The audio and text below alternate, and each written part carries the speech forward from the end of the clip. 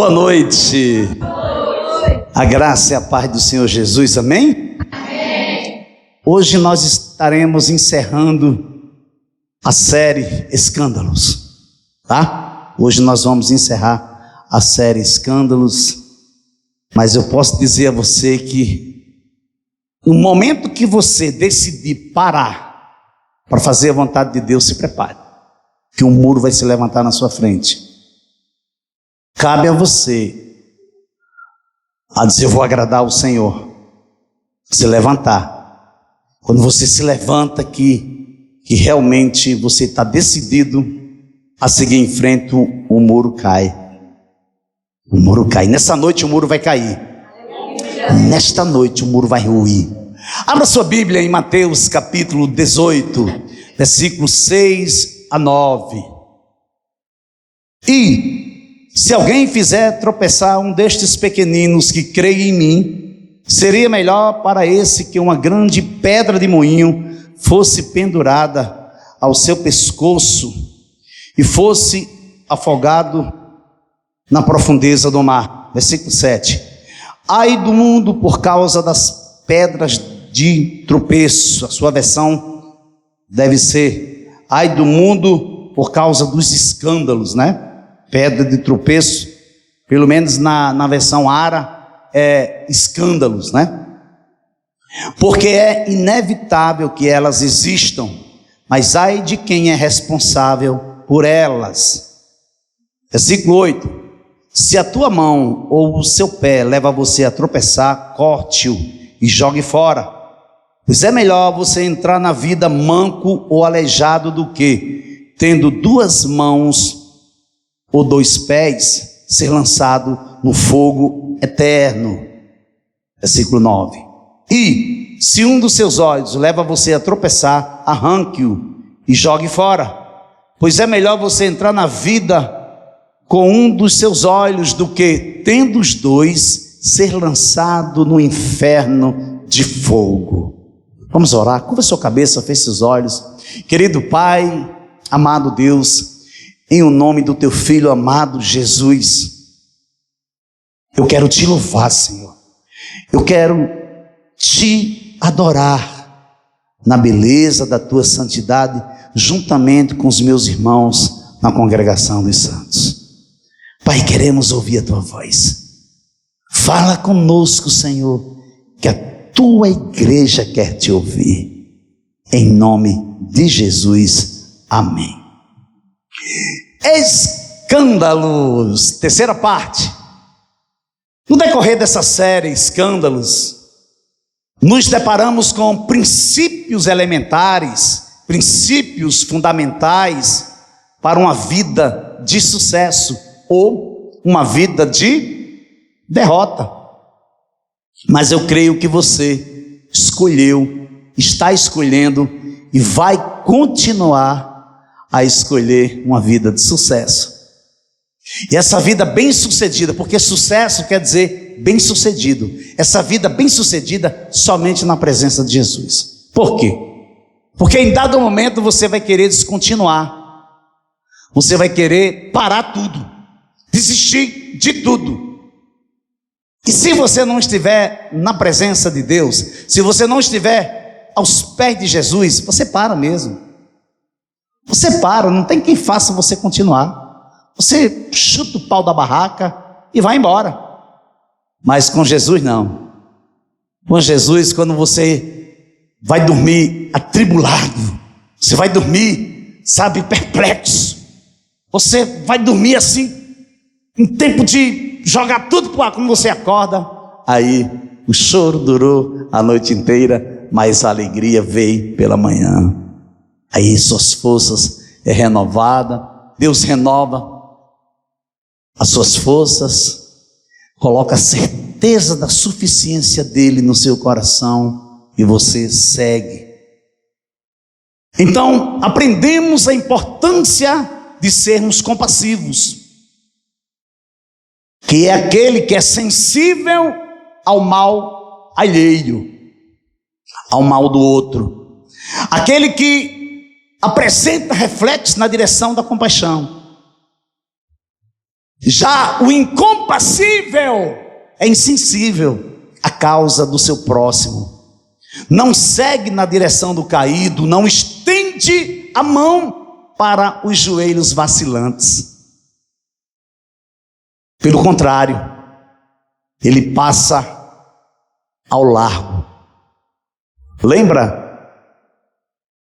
daquele homem que caiu, que foi atacado por salteadores, caiu na estrada, sanguentado.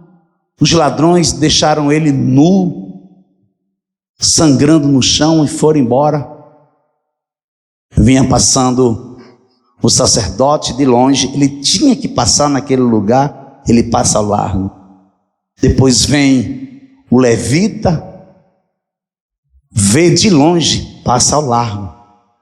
Mas o samaritano não.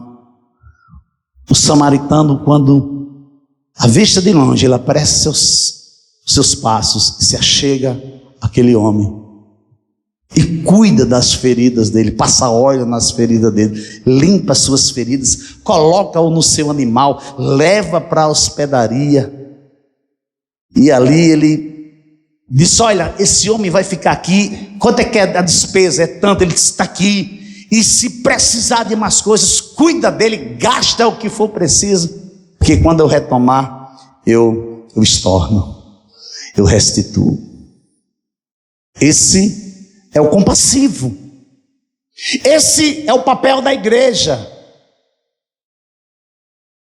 Esse é o papel de todo aquele que nasceu de novo em Cristo Jesus. Uma das características mais desumanizada, que chega a ser faltosa no quesito sensibilidade na sociedade dos dias atuais, é que colocamos preço em tudo. Tudo tem o seu preço. Onde o valor de uma pessoa é medido por seu salário. Chegamos a pesar nossa autoimagem com base naquilo que temos, naquilo que possuímos. No carro, na casa com varanda e jardim,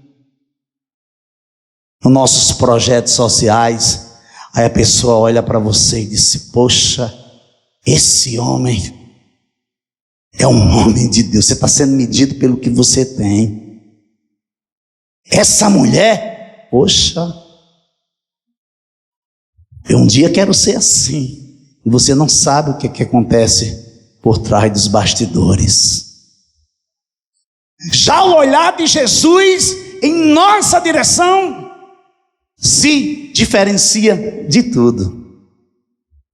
Traz esperança, traz o novo, traz uma vida renovada, traz uma vida nova, não pelo tanto que ganhamos, não pelo tanto que temos, não por quanto tempo trabalhamos, nem pela nossa mega produtividade, ou pela nossa idade, ou por sermos homens ou mulheres, mas por aquilo que somos, por aquilo que somos em Cristo Jesus. Daí se dá a importância de você saber quem você é, aonde você está, o que você está fazendo, para onde você está indo e com quem você está indo. Você precisa saber disso. Eu sei disso. Eu sei quem sou, eu sei onde estou, eu sei o que estou fazendo, eu sei para onde estou indo e sei com quem estou indo. Não tenho dúvida.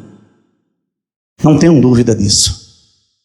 Quanto a isso eu sou pleno, quanto a isso eu sou realizado.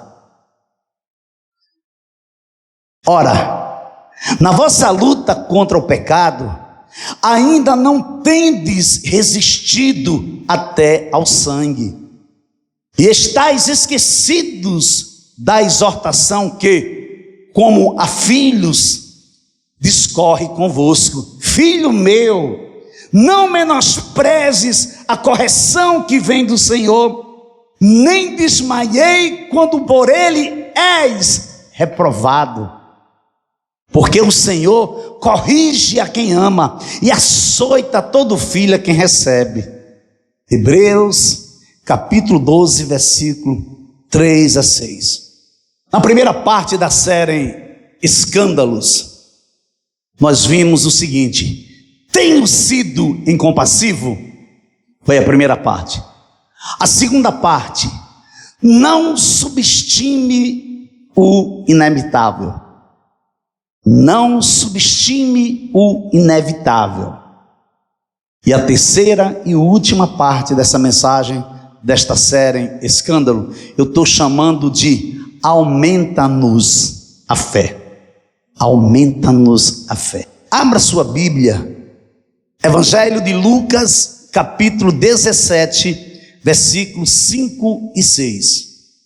Então disseram os apóstolos ao Senhor: aumenta-nos a fé.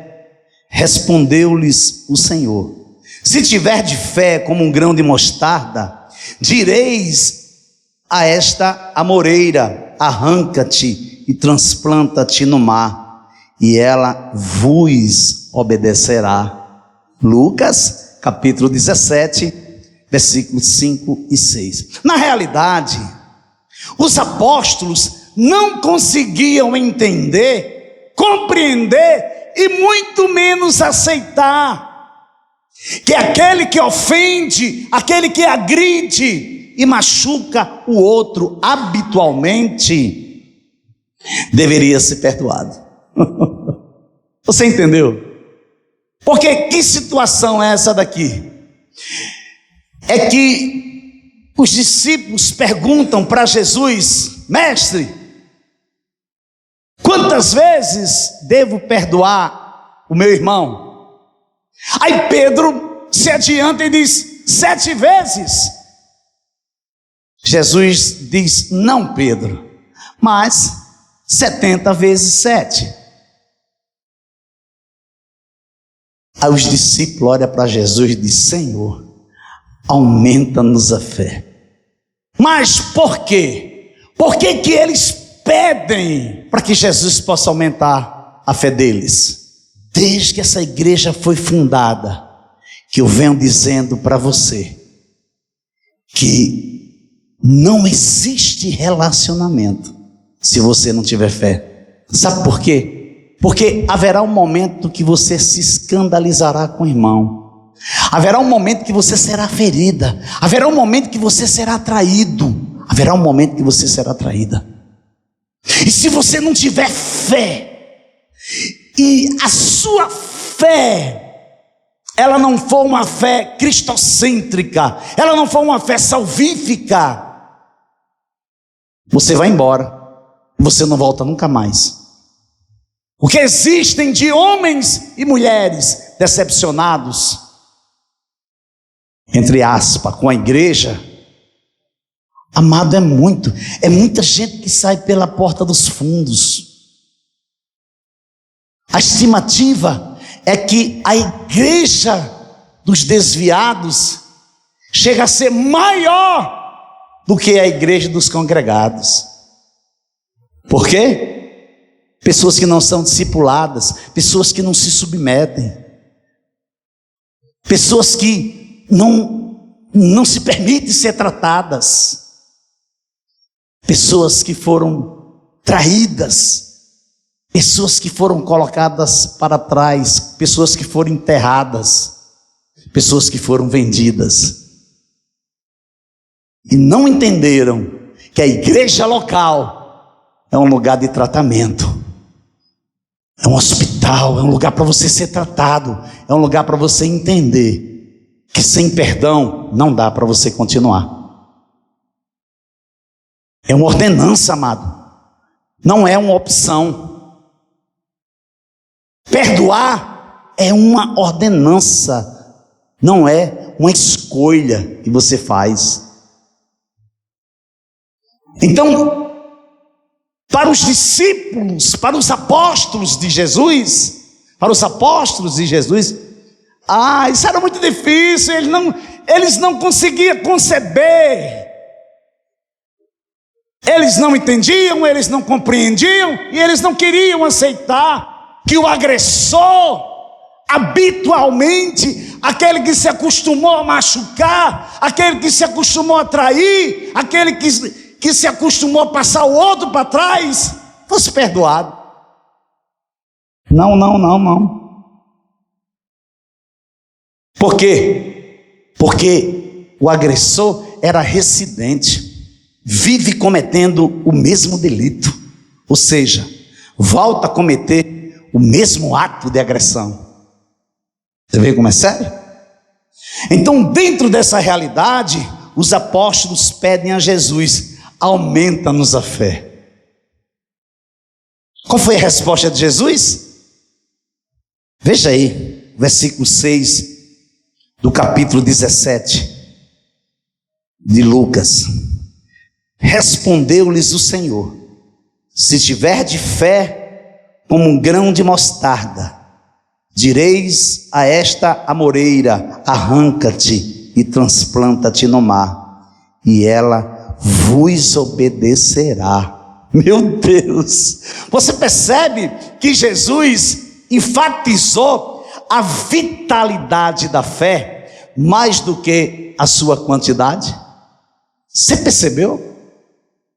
Jesus, ele vai enfatizar a vitalidade da fé mais do que a sua quantidade. Então veja bem, ó. Se tratando de vitalidade, o que é que nos vem à mente? Quando diz algo vital, vitalidade, o que é que vem à sua mente? A primeira coisa que aparece na minha mente, assim, em letras garrafais: vida. Vida. Que traz consigo um conjunto de elementos vitais, amado. Como, por exemplo, modo de viver, comportamento, ocupação, profissão, carreira, princípio de existência, de força, de garra, entusiasmo. Isso é vital. Isso faz parte da vida de um crente, faz parte da vida de um justo, faz parte da vida daquele que foi escolhido pelo Senhor. E dentro desse escopo que tem como um objetivo de nos conduzir para o alvo, para o prêmio da soberana vocação de Deus em Cristo Jesus, e precisamos atingir esse alvo, existe um fundamento do qual precisamos de uma fé desenvolvida, uma fé qualitativa, uma fé que atua pelo amor.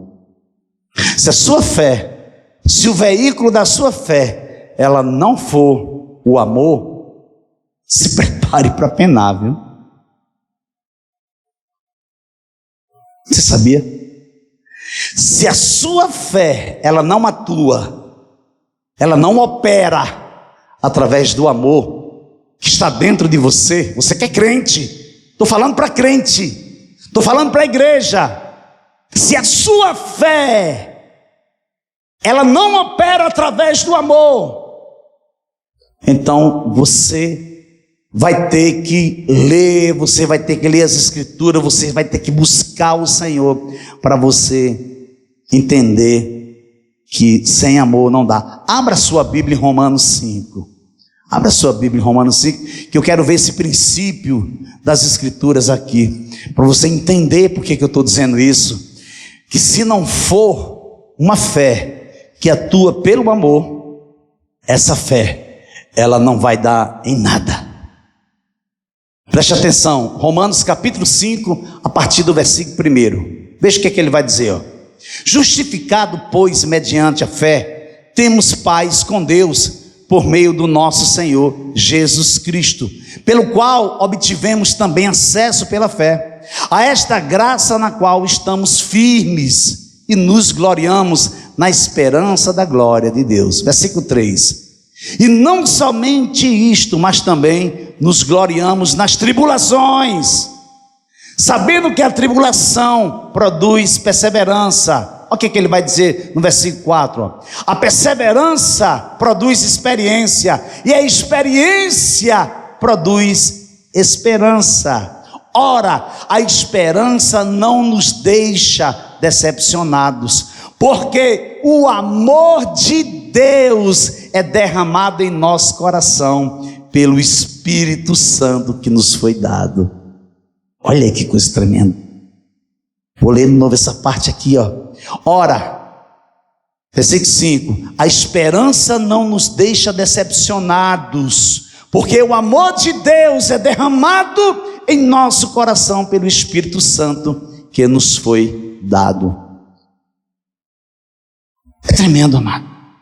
Então o amor está aí, ó. O amor está dentro de você. Pode ser que ele esteja dormindo, mas ele está aí. Não deixa ele dormindo.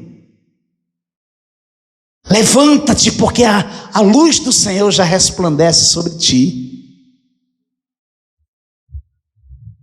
Não deixa mágoa, não deixa ressentimento, não deixa o passado querer embotar o presente, querer manchar o presente.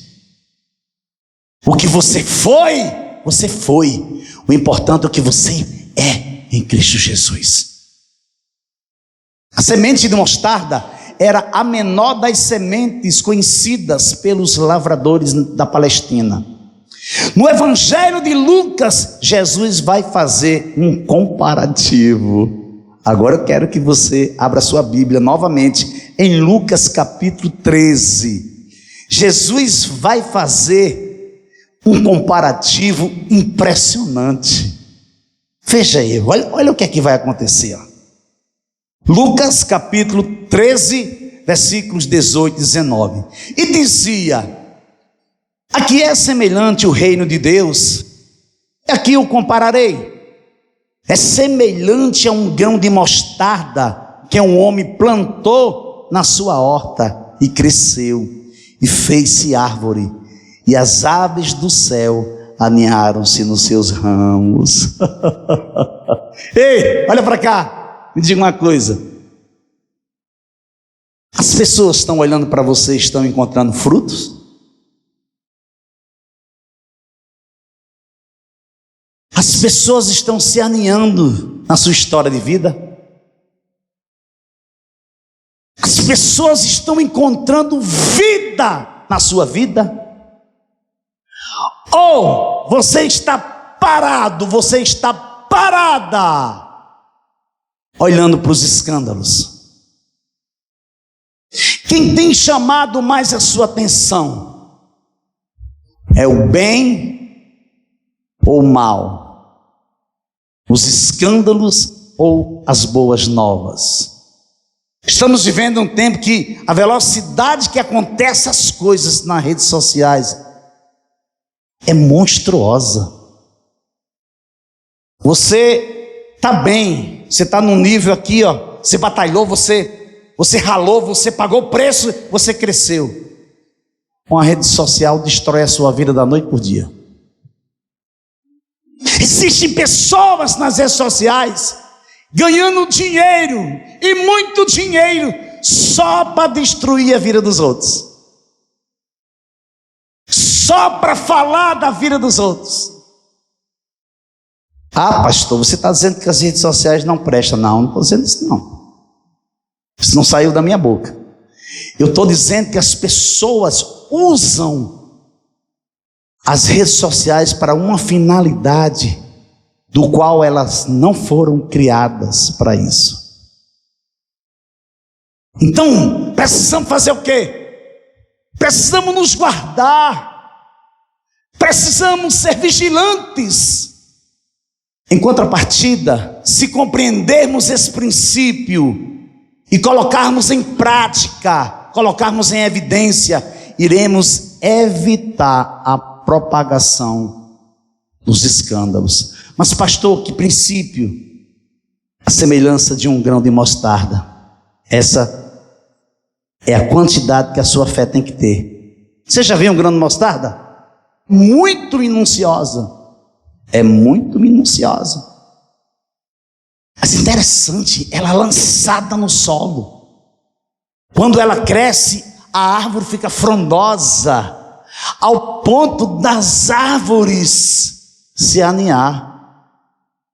Quem sabe você esteja aqui hoje, mas as pessoas da sua rua não dão nada por você, falam de você nas suas costas. Fulano de tal? Tá doido? Tá brincando, né? É o quê? É crente? É nada. Isso é crente? É nada. Mas eu quero dizer para você que você é o que a Bíblia diz que você é. Se você entende o princípio bíblico e você segue na direção dele, do princípio, você vai viver coisas impactantes na sua vida que nem olhos viram, nem ouvidos ouviram, nem jamais penetrou em coração humano o que Deus tem preparado para aqueles que o amam, para aqueles que são chamados segundo o seu propósito. Agora o que é que acontece? Desfalecemos, começamos a fazer a coisa bem, começamos a carreira bem, começamos entusiasmados. Eu lembro que eu vivi 20 anos cantando em palco. Foram 20 anos. Eu nunca repeti uma noite, nunca. Todas as vezes que eu subia no palco, eu vivia uma experiência nova. Olha, no mundo, pregresso, ímpio, pior dos piores, e vai entrar para 24 anos que Jesus me resgatou. Eu não repito um dia sequer, não repito, não me dou esse luxo, porque tem muito valor, amado. Os princípios, o valor de estar em Cristo é algo maravilhoso, é algo tremendo. Sabe que quando a gente compreende, você acorda de manhã e diz: Senhor, olha, bom dia Deus, bom dia Espírito Santo, bom dia Jesus, olha Senhor, em nome de Jesus Cristo, não desiste de mim, fica comigo Senhor, olha, eu estou aqui para caminhar contigo. Aí Deus vai enchendo você, aí Deus vai tratando de áreas que você não consegue romper, aí Deus vai trabalhando. Se eu tivesse ouvido a voz de um irmão que disse assim, eu estava orando, ele chegou e ficou caladinho ali, ouvindo a minha oração, e disse: meu irmão, você está orando errado. Eu disse: errado? Então me ensine como é que eu tenho que orar. Ele disse: você está pedindo para Deus lhe dar armaduras? Quando você se converteu, você entregou a sua vida a Jesus, as armaduras já veio tudo junto. Eu disse: meu irmão, me perdoe, você é uma pessoa maravilhosa, você tem tantos anos de caminhada cristã, mas eu vou pedir todo dia da minha vida: Senhor, renova as tuas armaduras, Senhor, não desiste de mim. E assim está. Vai entrar para 24 anos. Agora, dia 1º de setembro, completa 24 anos. E se a gente não pedir, se a gente não clamar, sabe o que acontece? A gente vai se envolvendo, um dia a dia, vai se envolvendo com as coisas do mundo, aí colocando os olhos em outras coisas. Quando você pensar que não, você está aqui, ó. Você está totalmente impossibilitado de desenvolver seu ministério, impossibilitado de ir à frente. Essa semana eu tomei uma decisão, e não vou ficar quieto, não vou parar, eu vou atacar. A Bíblia diz que as portas do inferno não prevalecerão contra a igreja do Senhor. O texto não está dizendo que você tem que ficar com medinho, o que? Não, você tem que ir, resolver o que tem que resolver. Resolveu? Vai embora, mas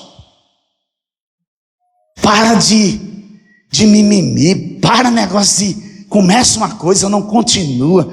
Eu estou cheio disso, eu não quero isso. Mas isso é muito chato.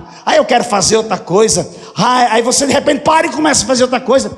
Na metade você, não quero mais isso não. E assim, você vai colecionando derrota em cima de derrota, e você não tem como a derrota. Você lembra da semana passada? Que eu disse que tem pessoas que mentem tanto, mentem. E dizem para elas mesmas que elas estão falando a verdade. Elas acreditam que estão falando a verdade. E sabe o que acontece? Ela está indo para o inferno. Essa pessoa está indo para o inferno. Porque o pai da mentira é o diabo. Porque ele é mentiroso desde o princípio. Porque não mais seremos pessoas incompassivas, não mais subestimaremos o inevitável, aceitaremos de uma vez por todas que o processo de santificação progressiva requer de cada um de nós a separação do profano. Olha aí que coisa séria. Deixa eu falar uma coisa para você nesta noite. Deus, o teu Deus, o que te criou, o que te ama, o que tem cuidado de você, Ele não tem aliança com o impuro,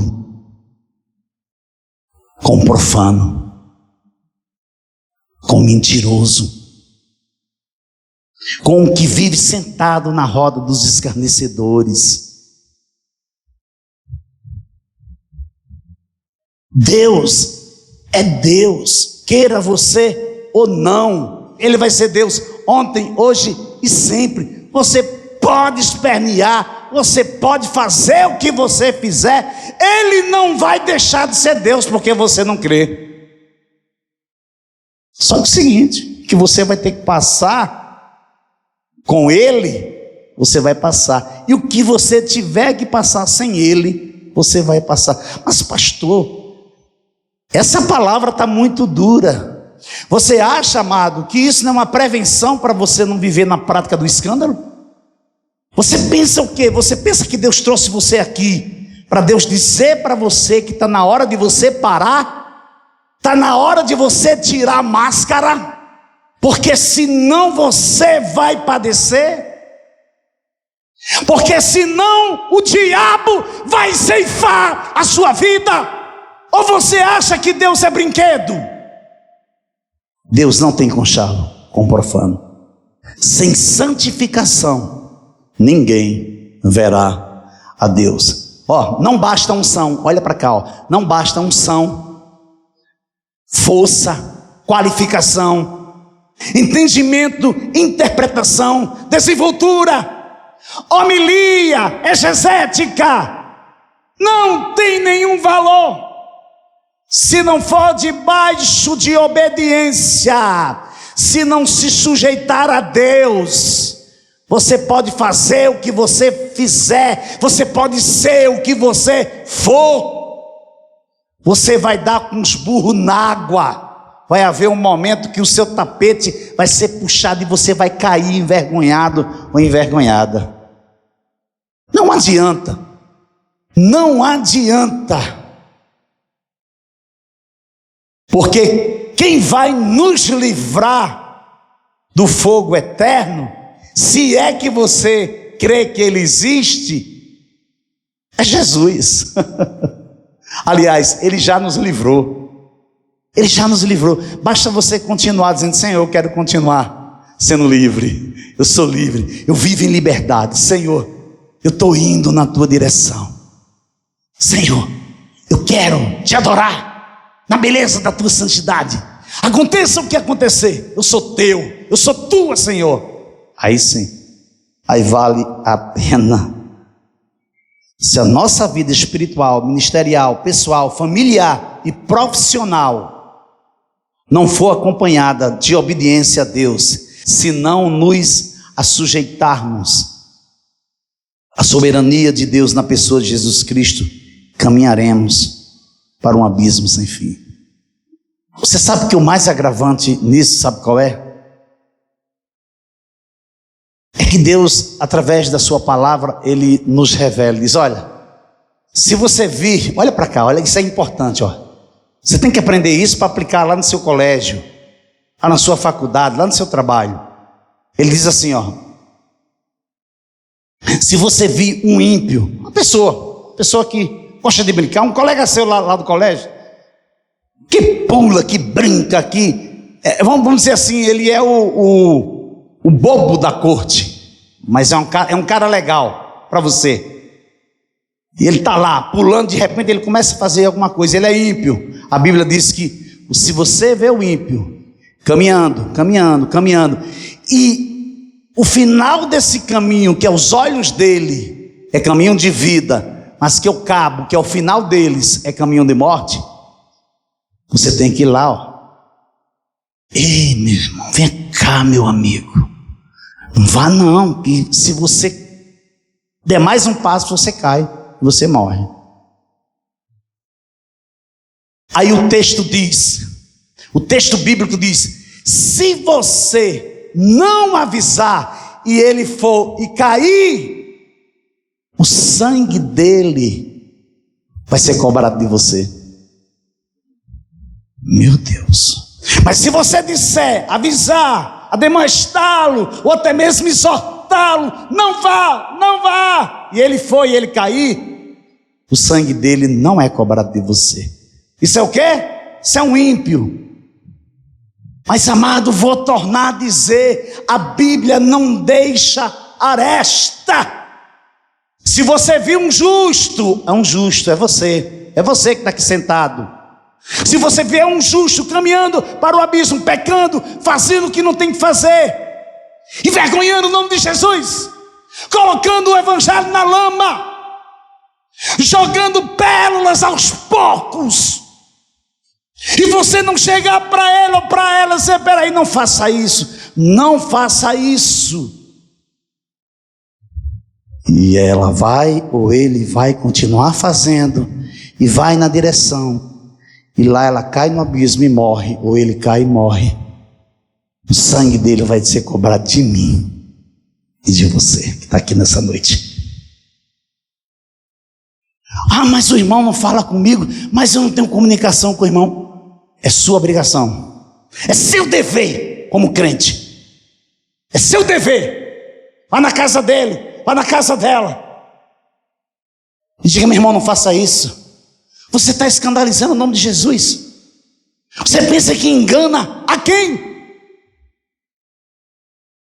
Mas se você chama a responsabilidade para você e vai na direção do irmão, da irmã, e avisa, e ele não cai no abismo, você ganhou o irmão. Mas se ele cair, o sangue dele não é cobrado de você.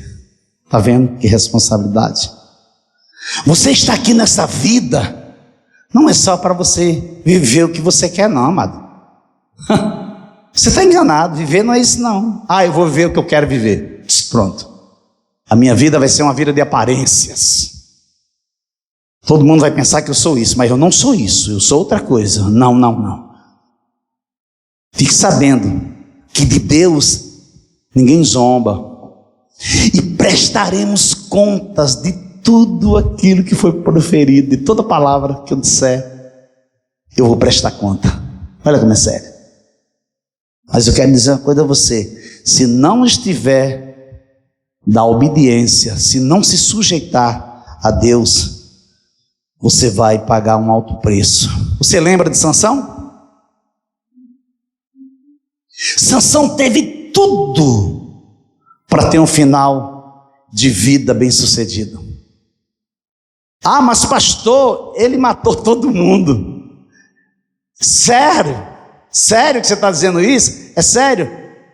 Realmente, ele matou mais gente, mais inimigos na morte do que em vida.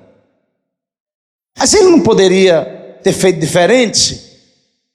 É para você pensar que não vale a pena você fazer determinadas coisas, nem se meter em determinadas situações, que haverá um dia que não vai ter escapatória, você não vai ter como sair.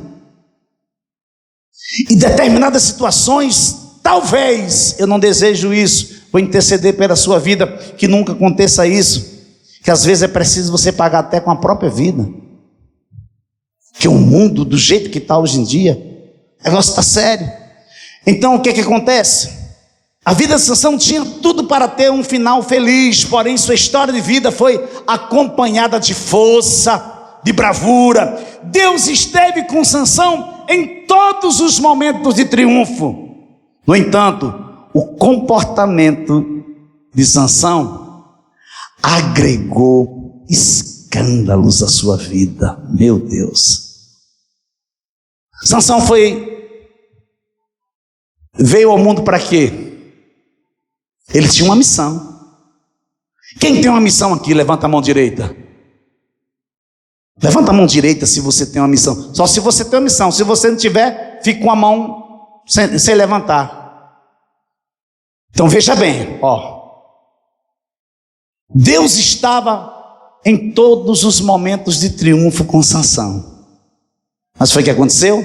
A vida de Sansão, o comportamento de Sansão agregou escândalos, amado. Naqueles dias não havia rei em Israel. Cada um fazia o que achava mais reto. Juízes capítulo 21, versículo 25. É incrível isso aqui, Sansão é bem lembrado por suas façanhas contaminadas por falta de domínio próprio. Meu Deus. Amados, eu tenho descoberto que essa questão do domínio próprio, você tem que buscar incessantemente diante de Deus. Porque às vezes você está cheio do Espírito, você amanhece de manhã, mas você está louvando, você está adorando. O menino está dando trabalho e você está, aleluia, Jesus. Ele está correndo, você está correndo atrás dele, mas você está glorificando, você está, aleluia, tu é muito lindo, Jesus, você está lindo. Mas haverá um momento que virá uma centelha do inferno para o seu coração, para que você possa esmorecer, para que você possa desanimar. Então você tem que estar vigilante. Então você tem que estar por inteiro. Então Sansão é bem lembrado, não é lembrado não, ele é bem lembrado por suas nobres façanhas contaminadas por falta de domínio próprio. Sansão, assim como Israel, testou a paciência do Senhor ao extremo. Você já parou para pensar quantos livramentos Deus tem me dado? Quantos livramentos Deus tem dado a meu pai, a minha mãe, os meus irmãos?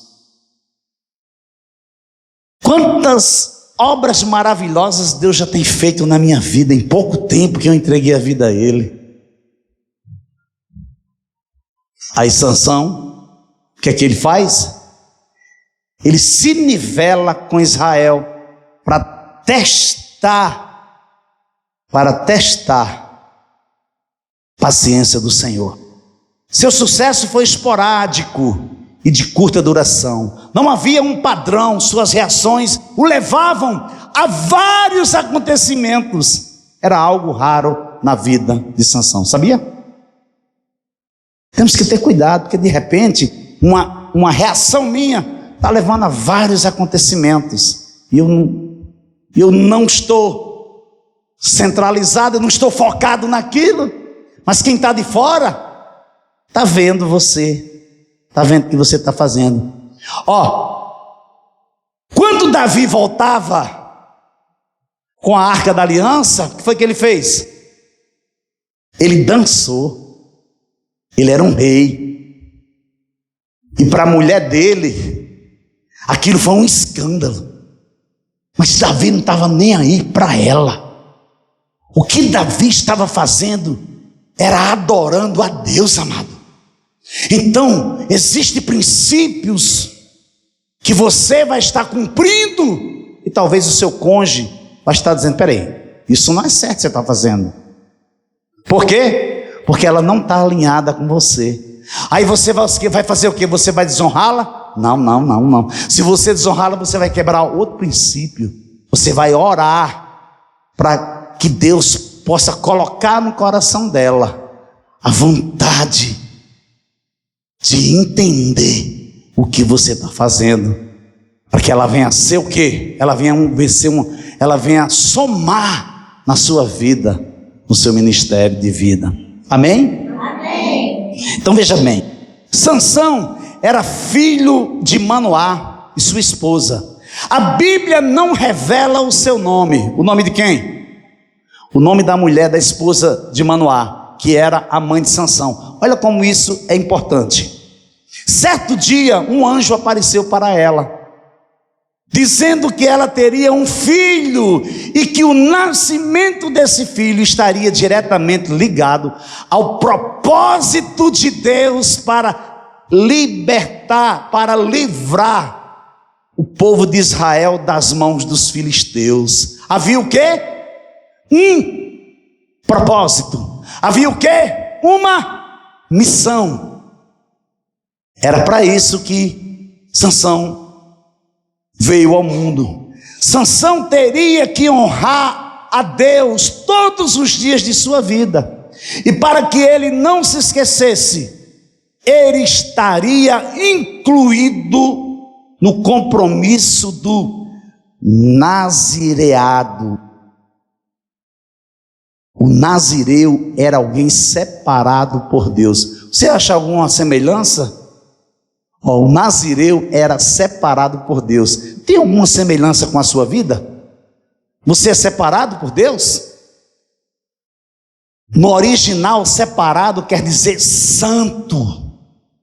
Você diz, eu sou santo. A pessoa, você é santo? Você quer ser santinho? Não. Eu sou santo, amado, porque eu sou separado por Deus para uma missão específica. Então, veja bem. O nazireu era separado por Deus.